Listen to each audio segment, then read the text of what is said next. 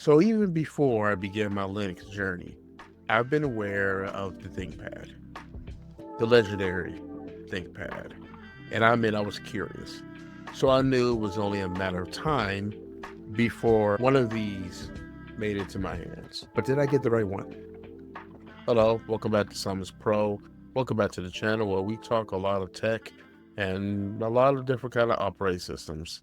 Mostly Chrome OS, Android, and Linux, but today we're going to be talking about Linux. Okay, so I'm not sure how, but a few weeks ago, I found myself looking at a listing for this beautiful Lenovo ThinkPad right here. As some of you know, not too long ago, I put Linux Mint on a Dell Experience. The specs were minimum, but I was still impressed with what I could get out of it because of Linux. It turned a otherwise useless machine that was made for children into a fully functional and even kind of a fun laptop. Now, as I explained in that review video, could really be my replacement. I did daily drive it for a few days, about a week, but it wasn't the limitations of the software. I actually quite liked the software, but the limitations, of course, came with the hardware, one of which being 3 GB of RAM, and I believe 16, maybe 32 gigabytes of storage, but it did have expandable storage. I give it that. So ever since then, I've had a hungering of putting Linux on an actual capable machine. See what it can really do, other than the desktop that I have in the room. I just kind of want to explore Linux on other devices. And I'm really into laptops, so I wanted to go into that category. So that's what I was thinking when I came across this listing. And I couldn't believe it. This only sold for $45. Yeah, just 45 bucks. Now, I did a little search on this laptop and I saw that it normally goes for like twice as that. And when it doesn't, and it gets sold in that 40-ish dollars range, that's because the laptop is rated as in poor condition for parts, either doesn't power on at all or is missing a hard drive. Now I know that in my deep dive into the fascination with ThinkPad, upgradability is one of the highlights of this machine.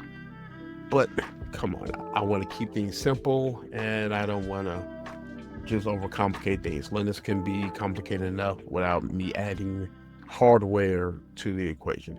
So if I didn't say the specs before or just the model, this is the Lenovo ThinkPad X1 Carbon first gen. So I'm not sure exactly what everybody's golden standard ThinkPad is, but this ain't it. 8 gigabytes of RAM and I believe 128 storage, maybe 256. I knew that before I started this video, and I suddenly get amnesia when the camera's rolling. Now, back to the condition of the laptop. So after I saw that, hey, this might be a good deal, all of those were rated poor. And to be fair, this was also listed as poor condition. But you might be asking why. I mean, it's booting up, and everything. And that's because the seller, and I'll quote him, wrote, keyboard fully functional, but some keys require extra pressure. This is why the condition is poor.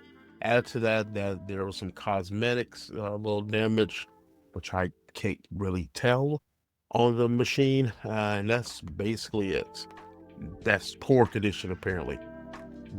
And I'm saying this from the future, the number 2 button might take us a little extra pressure. I think the R button kind of like double taps. A little annoying, but for 45 bucks, a great deal. And apparently that this was loaded with Windows 11. Now, I don't think that this was on Microsoft's supported list. I don't care either. It's not going to stay on this laptop too long. I'm assuming they did something to get around the specifications or whatever thing that Microsoft puts on their Windows 11 machines. And then within a few short days, I got my laptop. that didn't power on. No problem. I've got plenty of chargers, except none of them fit this thing. I didn't do my research, and I would find out that would keep happening as I look more into his laptop. But I don't know if you can tell on the camera here, but you see that port. Okay, I have no clue. I have no clue what that is. I just know that all my chargers, and I have a lot of them, and not just USB-C, none of them fit.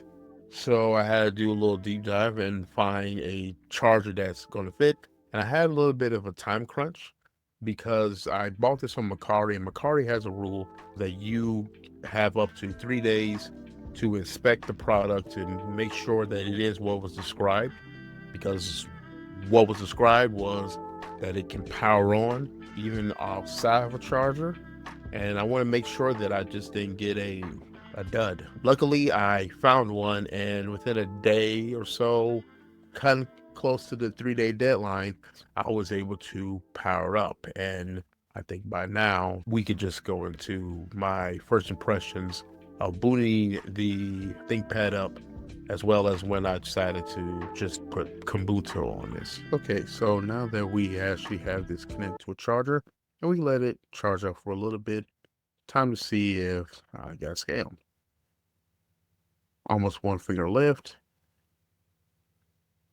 Power is on. See the ThinkPad logo. See the Windows logo. And this is a good sign.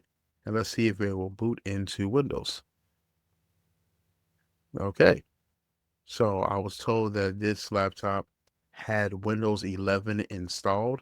Probably not officially supported, but I know you can do a few things to get this thing around whatever the constraints that Microsoft puts on it. Now, this is actually my first Windows 11 machine. The last Microsoft operating system I used was Windows 10 before moving over to Chrome OS. And I admit I was a little tempted to keep it this way.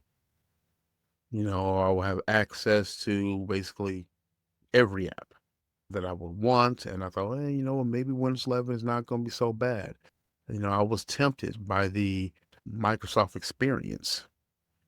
But then I realized it's the Microsoft experience, meaning that it took me 20 minutes to realize that no, this thing got to go. It's laggy, it's slow, it's a lot of it's unresponsive, and it's not worth the compromise with all the apps and the bloat and a lot of things I don't want and need are just shoved right on me. And I certainly am not going to deal with any kind of co-pilot nonsense on this thing. So while I took a little tour and make sure everything works, look at the system requirements, make sure it's as was described, I decided it's time for Linux. And here's the cure, the real upgrade, and Kubuntu. Now, why Kubuntu? I wanted to try a KDE environment, and I already had this already on my bootable drive. So I thought, let's just do it and load into Kubuntu for the first time and see installation. Now, I could have just tried like most first time users should, and I said, you know what, just install the thing, wipe it clean, no dual booting, let's just get right to it.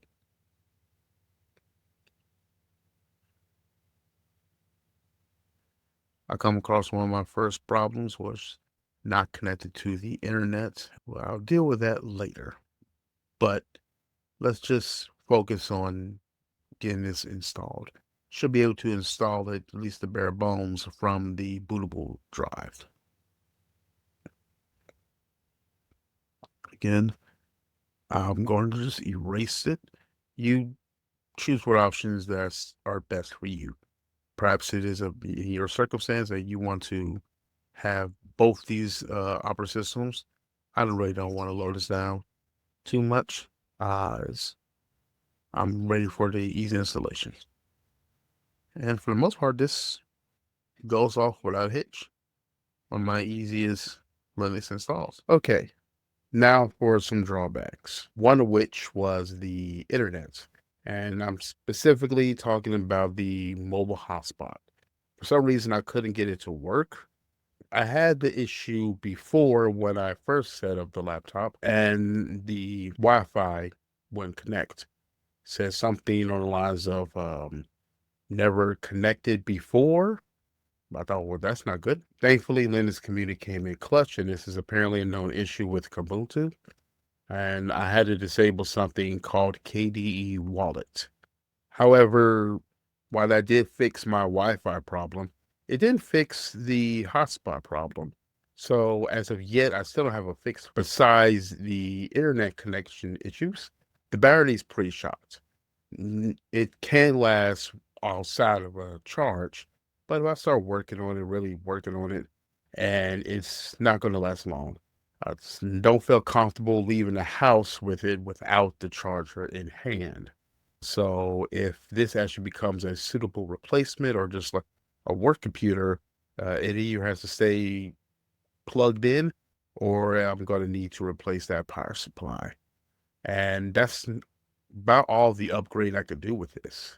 So the upgradability of the ThinkPad must have come in later generations, as this one has the 8 gigabytes of RAM soldered on, and as I've learned, I cannot upgrade that.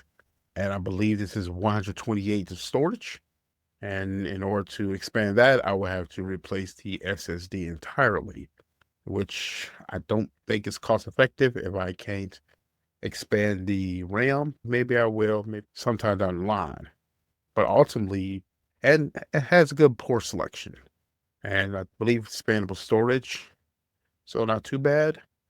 Now again, take that with a grain of salt as I'm coming from Chromebook. So this is like huge for me. But still, for 45 bucks, I still think this is a steal. And despite the hangups, I can get why people fell in love with this brand. But that's going to wrap it up for this video. I'm interested in what you guys think. Does the ThinkPad still have a place in 2026? If you like this kind of content, please consider liking the video, subscribing, give me your thoughts down below, and I'll see you next time. Take care.